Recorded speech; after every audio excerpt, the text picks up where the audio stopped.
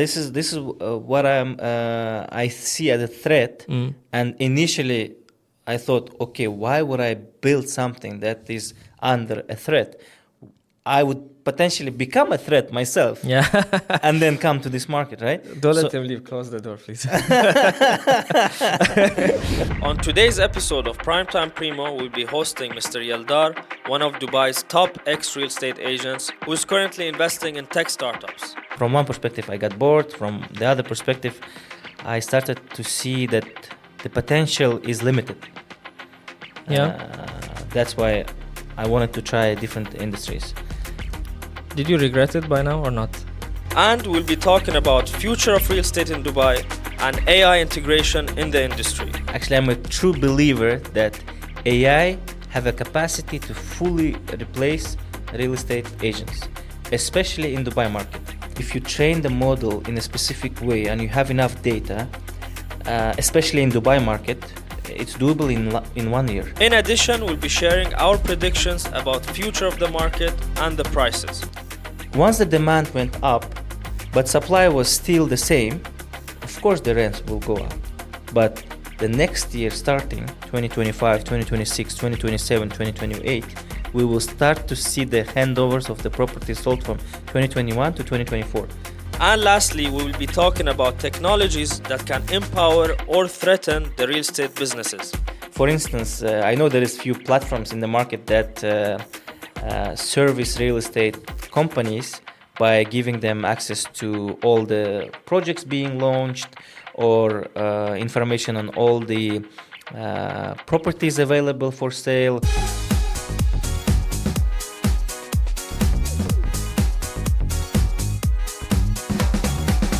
Hello and welcome to another episode of Primetime Primo with my special guest today, Mr. Yeldar. Yeldar, how are you doing today? Very good, alhamdulillah. Thanks for inviting.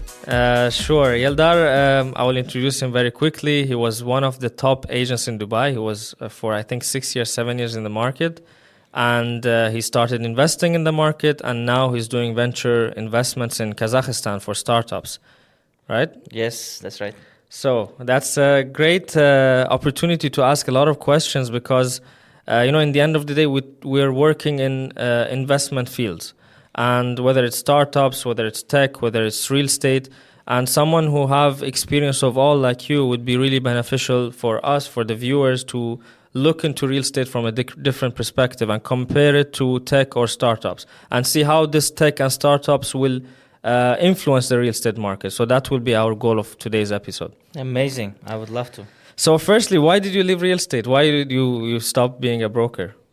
It's a very nice question. Actually, it was kind of about changing my destiny because I was doing pretty well in real estate. But at one point, from one perspective, I got bored. From the other perspective, I started to see that the potential is limited. That's why I wanted to try different industries. Did you regret it by now or not? No, not at all. I would say not yet. So yeah, actually to give a detailed explanation on that is the main problem that I see of a brokerage business is you're selling your time. Yeah. So time is your resource, which is limited and is not capitalized. That's the main problem. I put a lot of effort to building customer base, to selling. Yes, I do make short-term commissions as a reward. But then after 10 years, if I keep doing a brokerage business, I cannot sell this knowledge or I cannot capitalize this knowledge because most probably this knowledge will not be actual after 10 years. So what you're saying is that it's a good cash flow, but eventually it's not something that you can sell or you can capitalize on. As long as you're putting the effort, you make money, but you cannot sell your knowledge or the time you have invested or you spent in the field. Exactly. So at one point, I reached to the point that being just a broker, as I said, is a bit boring, and also I wanted to grow. So there was two ways for me to grow: either to start my own company, or to build a team within the company where I had and do some investment and stay a broker, but maybe to increase the ticket size or to get a better exposure to the market. But then both of them didn't seem to be attractive to me. Opening a company would require complete new set of skills and efforts. You have to survive the Death Valley, which lasts for 3 years. And then again, at the end, all your investments are made towards agents. Yeah. So if you increase the quality of your leads, you're investing in leads in agents. If you build a nice office like yours, you're investing in agents. But at the end, agents' loyalty does not belong to you. And then if you want to sell this business, you're essentially selling your agents. But then no one will buy it for huge amount of money because they cannot own them. There is no IP registered. There is no difficult system that can be sold to a new buyer. And that's an interesting topic you're talking, because I remember before opening Primo, we had this discussion. And I told you I want to do it. You were against the idea overall. I was positive about it, and we had a discussion. And you told me the same points. And you told me in the end of the day, you are giving majority of the commission or the income to the agents. Whatever is left, you're spending it on them in a different way. So, and you still cannot sell it in the end for a good price. You cannot sell the business. It's not sellable. Which I agreed at that time with you, and it turns out to be mostly true. But at that time, I spoke to you about different way to capitalize on it. When you build a strong name and strong team, you have a sales force. You have a force that you can use in different fields. So the idea of a successful company, other than, yes, you will make some cash flow, it's limited, it's difficult. A lot of companies go out of business in real estate field. But other than the cash flow, if you succeed, then you have the option to use this platform to capitalize on it on a different way. As an example, you start selling different services. For example, you do interior design, you do short-term rentals, you do this kind of services that you add on top, which your team can, since you have a strong team and they're working, they're active, they have clients, they will generate business and they will generate money for the other fields. Yeah, I completely agree. And you're lucky to survive the Death Valley. Congratulations on that. Thank but you. I'm sure there's many companies that they don't survive it.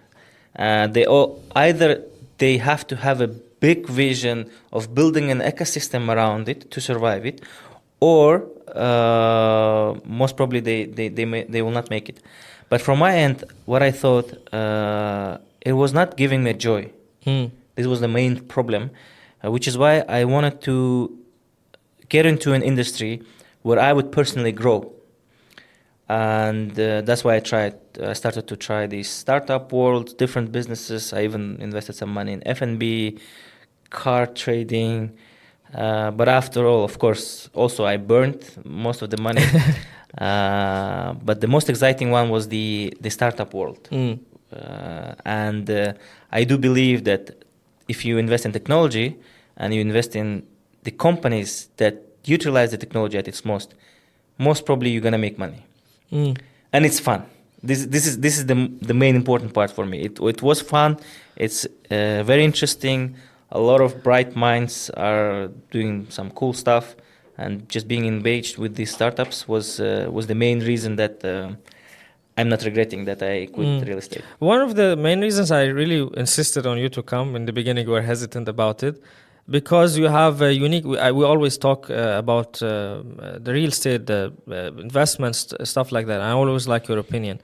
And I wanted to share with others because you have a unique position that you were in the real estate market as a broker and very successful at it for a long period. You have the experience, and you became an investor in real estate market in Dubai, and you had good experience and good success in it.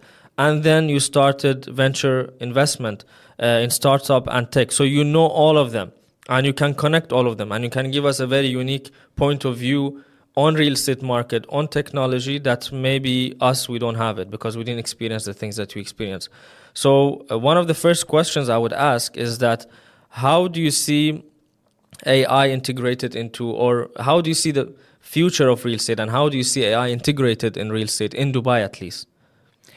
It's a very nice question. Actually, I'm a true believer that AI have a capacity to fully replace real estate agents, especially in Dubai market.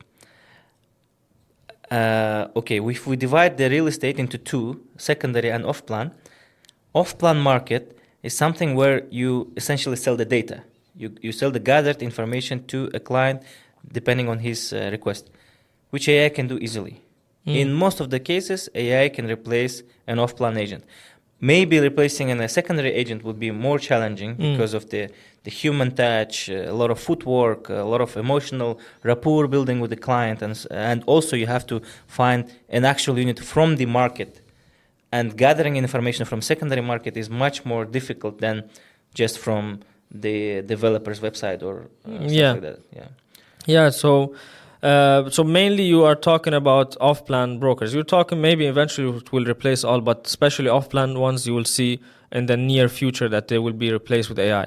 100%. That's one of the reasons why I didn't want to pursue a career in real estate further, because whatever I do may lose its value after 10 years. So I would rather focus on something that will be actual in 10 years from today and be the beneficiary of whatever revolution is to be happening. And I do believe that AI certainly will transform the real estate business. It's just not certain in which way. I understand that. Do you think, when do you think this will happen? Like, let's say a replacement of off-plan agents. When do you think it will happen? This is a very difficult question. Some might say maybe after 10, 20 years it will happen. But as far as I see the growth of AI with the ChatGPT, OpenAI making it public and quite big success, I think 3 to 5 years. 3 to 5 years.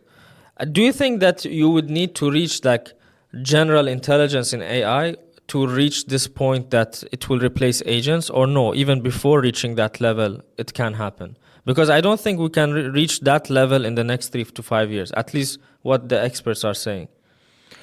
I don't think that you need the general intelligence to reach to a certain level. If you train the model in a specific way and you have enough data, especially in Dubai market, it's doable in 1 year. There are certain companies that are applying AI technologies in their businesses today, like this Realist. You have a few more companies that use the basic data analysis on their platforms to somehow give advices. It's just the customer behavior is not ready to fully trust some platform. But if there will be some very creative founder that might come up with a creative way of expanding this and making it fast, it can happen in a year. Here's my problem with it. I will disagree. I will say maybe eventually it will happen, but I would say for certainty that we need a general intelligence for it to happen, because as you said, like, it's not user friendly, or it doesn't replace the human in this case. But when it will replace it, when you have the general intelligence, as long as you don't have it, then it's still just a information tool. It will do the information for you better, but still today we have information tools. We have Property Monitor, we have XYZ, we have a lot of tools. So you're just going to have more advanced tools that the agents will use in order to advise the client, in order to help the client. But the process of sale still needs a human. It needs a human to follow up with the client. It needs a human for doing the work for the client. It needs a human, as you said, for the secondary, later when it gets ready to hand it over, payments, issue with the payments, delays of the payments, issue of handover, snagging. All of these are being managed by the agents, which the AI cannot do. So as long as we don't reach a general intelligence, it's just a tool that's going to give you information, analyzing the market, helping the agents, in my opinion, in this case. Do you agree with that? No, I would disagree with that, because, we are looking at the customer behavior in a span of last 10 years, like what we did as an agent to service our clients, right? But the clients back then, they didn't have a ChatGPT on their phone installed, right? Yeah. But nowadays, the expansion of ChatGPT is so fast that, let's say 3 of us today, we're sitting here. Maybe if Reza here didn't have a ChatGPT until he saw this podcast, he might uninstall it and start using it because it's amazing. You can use it for any purpose, which means maybe in the span of 1 year, people will get used to have something in their pocket that guide them what to do, how to write a letter, I don't know, how to make decisions, whatever. We outsource. As human beings, we are by nature a little bit lazy, which means we will try to outsource whatever thing possible to outsource. Exactly, yeah. Agents are useful because they are releasing this pain of going through a lot of information and reading a lot of articles and doing this analyzing job. But if there will be a system and they're already used to trust some technology, if it's combined, they will easily trust it. And it's more trustworthy because it's data driven. It's not emotion driven. It's not some hidden agenda driven. It's data driven. So it will be much more accurate information. But I would say this, because I would say even the agents today, if you look at 90% of them who are selling, actually, they're not data driven. Actually, they don't have information. They just tell you, okay, this project is good, this is the payment plan. They're just a sales machine, let's say. They don't have data, they don't have information, they don't know how to analyze, they don't actually analyze the market. Still they are needed, and still you clients are using them. So clients are not choosing purely based on who have the best data. Clients are choosing based on who can help me through the process as well, which I don't think, again, until we reach a general intelligence, this will ever happen from the AI perspective. It will just be a tool that gives you information. As you said, the client or the agent can use it to get information, where to invest, how to invest, what to do, when to sell. Is the market going up? Is the market going down? But eventually, still, you would need the agent to do the work, to do the process of sale, to handle the sale, to handle the issues related to the sale, to help him through renting it later on, managing it later on. All of this would never happen with the AI that we're having now or in the next 3 to 5 years. I would say that. No, I completely understand your point, and I do get why you're saying, but my point here is that all the innovations, they happen at certain time. Yeah. And the success of innovation in most of the cases depend on timing. Yeah. And I do believe right now is the timing where the transformation of real estate business will happen. 1 year ago or 5 years ago, there was no podcast like this. Yeah. People wouldn't even think about it. Yeah. But now with the ChatGPT, or not only ChatGPT, there is a lot of these AI companies that do the same thing. There is a Midjourney that does with the paintings and whatever, creates videos and stuff like that. There is for copywriting. There is for designers. There is for animation studios. There is AI for literally anything now. There is even AI lawyers now, and they are much more accurate than the usual lawyers. So lawyers is very good parallel to the brokers, because lawyers also somehow selling information to their clients. But in the end of the day, do you agree that, okay, I can have advice for basic things from an AI for the lawyer stuff? Definitely. But in the end, when I go to court, I will not send AI to defend me. It wouldn't make sense that AI is going to court and defending me. Do you agree on that? At least, again, until we reach general intelligence, which then AI is acting like humans. I agree that you can't send a lawyer to the court, because maybe by the regulation, the court would not allow some technology to defend the client. But you can have it with you and defend yourself. The lawyer is one topic, is because it's a heavily regulated market. But I think what AI broker, let's call it AI broker, can do, it can give you a very efficient and nice data-driven analysis. And why you mentioned that there's some agent that's selling but they don't have data. I think it's because they've captured the lead. They were the first one to get to the lead, or they have more creative ways to capture the leads. Their companies did a well job. Most probably, you and I know most successful companies are the ones that are doing nice digital marketing. And imagine if you as a company, you don't want to rely your success on agents. You generate very good quality leads. you would better assign them to something predictable, right? Because agents are not predictable. Agents not always reliable, and you don't know which of them will convert. So you have 10 agents, you give them leads, but maybe only 2 of them will sell. But if it's an AI, maybe it will have better success rate, and even the companies would be generating leads and give them to AI. So maybe to increase their profit margin, right? Oh, and I of do course. believe that technology increases efficiency. As long as it increases the efficiency, it will succeed. It's just a matter of time. Let's see. It's good. Let's see in the next 3 to 5 years. We're gonna have another discussion. Definitely.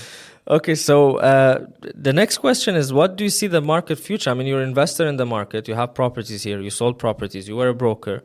You're still in touch in the market. How do you see the future? How do you see the market overall? Well,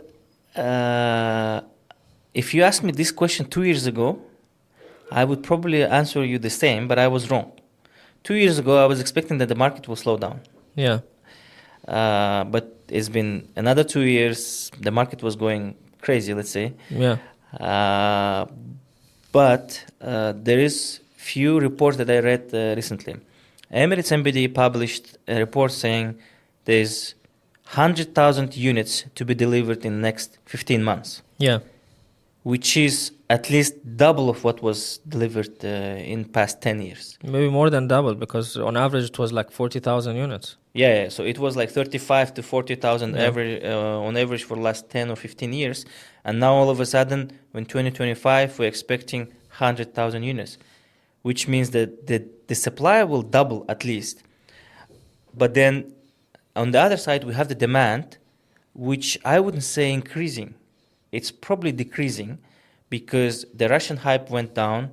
European is kind of slowing down, maybe replaced by Chinese, Iranians, but still it's not as crazy as it used to be. If you look at the launches, if you look at the properties that are highly liquid, you wouldn't get them in the market. Now today you can find them.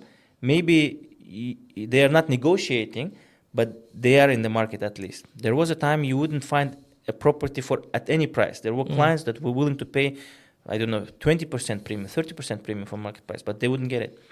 So I can say that from one end, demand is declining. From the other end, the supply is going to double. So I'm expecting the market drop down for sure. In the next 1 to 3 years, that's what you're saying. Yes. So in the short term, you're expecting the market drops. Yes. But regarding the numbers, I wanted to talk. Like, okay, it's true that 100,000 units are being delivered. And if you compare this to 2018, around 35 to 40,000 units, more than double. But there's a point as well that the increase in the population the last 2 years was more than double than it was used to be. And we could see this through the rents. If you look at the rent prices have increased crazy, and it's difficult to get units because in the past 2 years, the population have increased much more than before. I agree. And the rents are still not slowing down, to be honest, as far as I checked. But whatever was launched in last 2-3 years, not yet delivered, right? Yeah. So up until 2024, we were getting handover for the properties which were sold latest by 2020. Yeah. And we had a gap in 2020, by the way. Half of the year, there were no launches because of the COVID and all these things. So that even decreased the supply for a certain period of time. And the properties which we get handover on 2023, it is the property we sold in 2019. Yes. Right? Yes, so usually it's 3-4 years. 3-4 years, yes. Which means once the demand went up, but supply was still the same, of course the rents will go up. But the next year starting, 2025, 2026, 2027, 2028, we will start to see the handovers of the properties sold from 2021 to 2024. And we know that they just throw to the market a lot of units, which means that the rent will come down and consequently the prices will drop. But I'll put something in the parentheses here. The real question is that would the government be able to attract people the same way they did in the past 1 or 2 years? Because if they did with new initiative, that they did in the past 2 years. Let's say the golden visa, easier investments, whatever. They did a lot of things. If they continue doing the same and they bring new plans and they succeed in them, then we won't have the issue of oversupply. So the real reason of how the market will be in the next 2 years or 3 years is that how successful the government will be in bringing new people as they did in the past 2 years.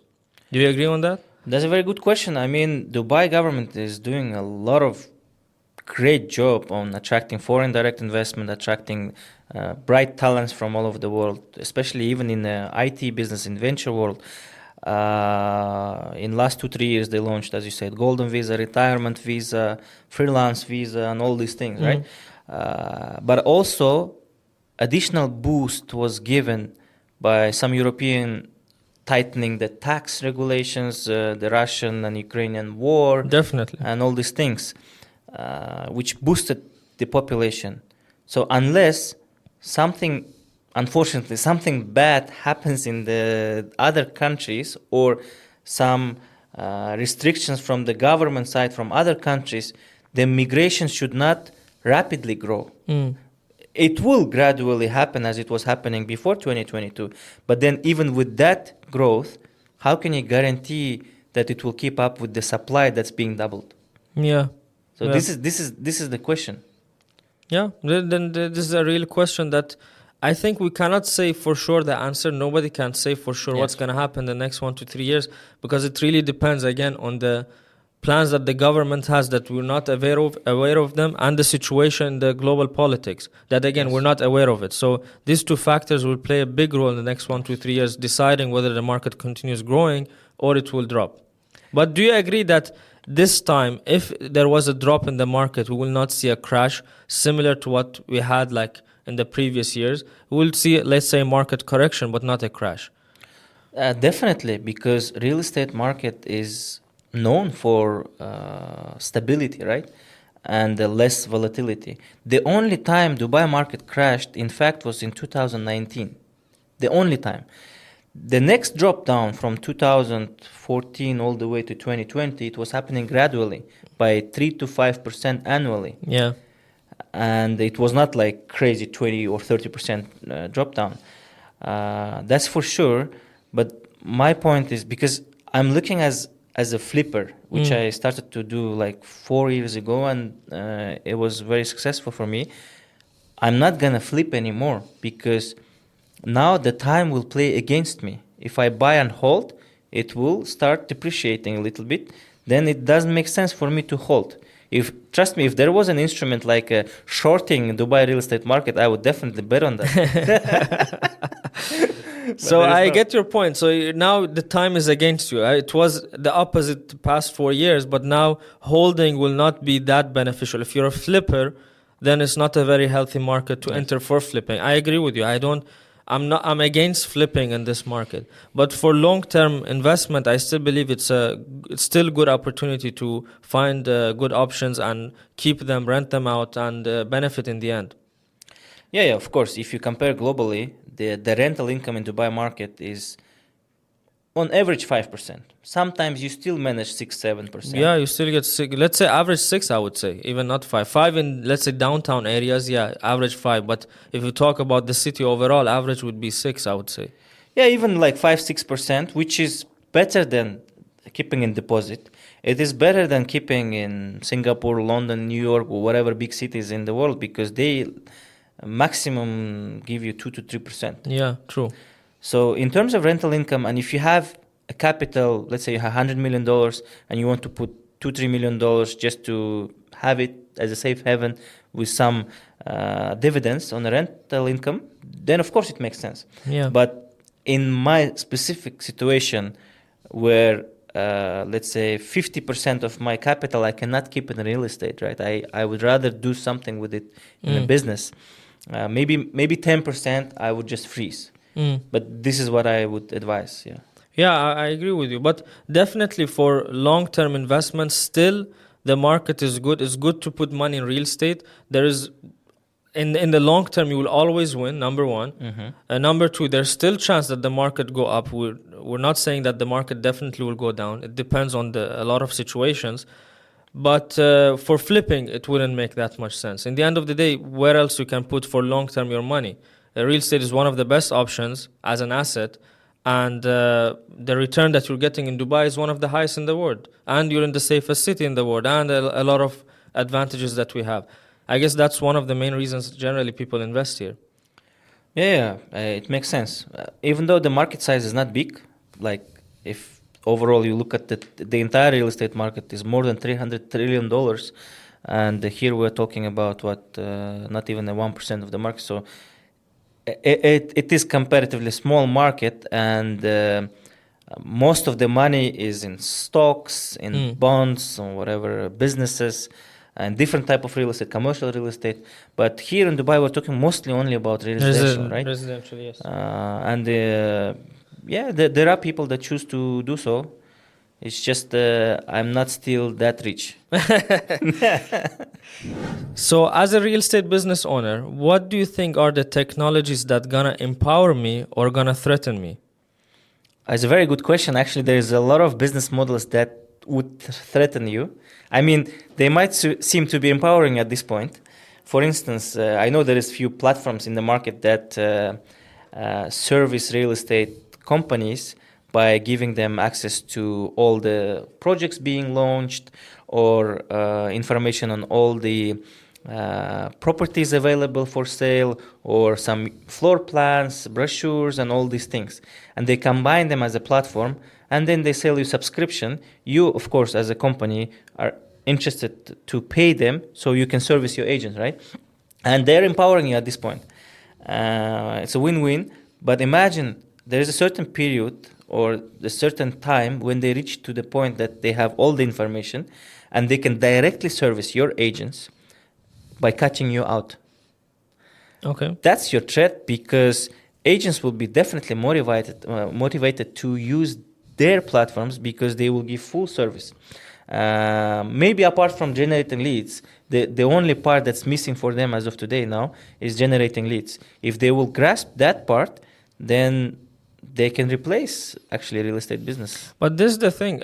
Let's say today X platform decided to do that, service my agents directly, and some of the agents will be working with them. But in the same time, they will lose me as a client.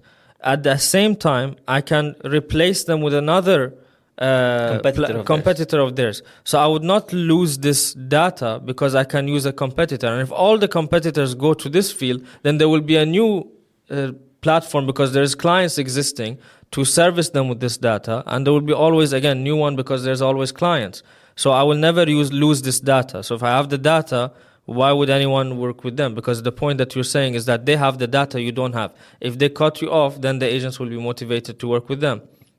The thing is, I'm not talking about specific company. I'm just talking about this business model. Imagine at one point, these 4 or 5 companies, they merge into one. Some big investor backs one of them. They buy all the other ones. Yeah. Actually, I'm giving a very good example of what happened with Uber. Yeah. So when Uber entered the market, it was servicing the taxi companies at the beginning. Yeah. So taxi companies would subscribe to Uber, and they would lend their cars and drivers to Uber. Yeah. So Uber was just giving a convenience to the user. Yeah. And the driver. But after a certain time, they basically cut out the taxi companies. They opened their own taxi company, and only their taxi company was servicing Uber. But the business model already embedded to the behavior of the customers, to behavior of the drivers, and the taxi companies are not there anymore. Yeah, I get your point. But in this case, Uber is giving a very, let's say, special service, which in case of the platforms that you talked, they're just providing data, not really a service or a process. So if it's only data, it can always be replaced, because a service needs a client base. So if Uber already have the clients, I can cut them off and do it myself. But these platforms are only providing a data. So the new platform will not be any different than the old one, because they can provide the same data. They don't need to gather a client base over time. How much is going to cost for them to start generating ads? And Not start much. generating leads. No, I'm not talking about the leads. I'm not talking about this kind of clients. I'm saying that the success of Uber, why they couldn't, this tax existing companies, instead of working with Uber, work with X. Because Uber had the clients. You understand my point? Like you're comparing Uber with the platforms that are providing data in real estate, right? So Uber first gave them the service, then they opened their own, and then they gave the service only to themselves. They cut them off. Yeah. Nobody can come and give the service, same as Uber, to these existing taxi companies because the idea is the clients. Uber have the clients. When they cut them off, there's no replacement. In the case of these X platforms that exist in Dubai that are servicing me data, if they leave, I'm not stuck because a new player can come and give me the same data. In the case of Uber, they couldn't a new competitor come. You get my point? In this case, a new competitor can come to them and give me the same data.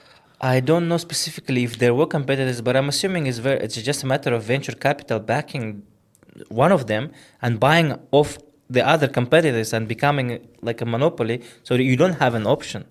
But this is what I'm saying when definitely there will be a transformation of the business as is. I don't know yet in which form, but definitely technology will change the business it is. I get your point. I really get your point. But I don't think it will happen the way you said. It will not happen with these information platforms because these information platforms, unlike Uber, are very easy to replace. So a new one will always come. As long as there's buyers like me, there will always a new company come and they will start selling data. Simple as that. No, this is what I see as a threat. And initially, I thought, okay, why would I build something that is under a threat? I would potentially become a threat myself, and then come to this market, right? Don't let him leave. Close the door, please.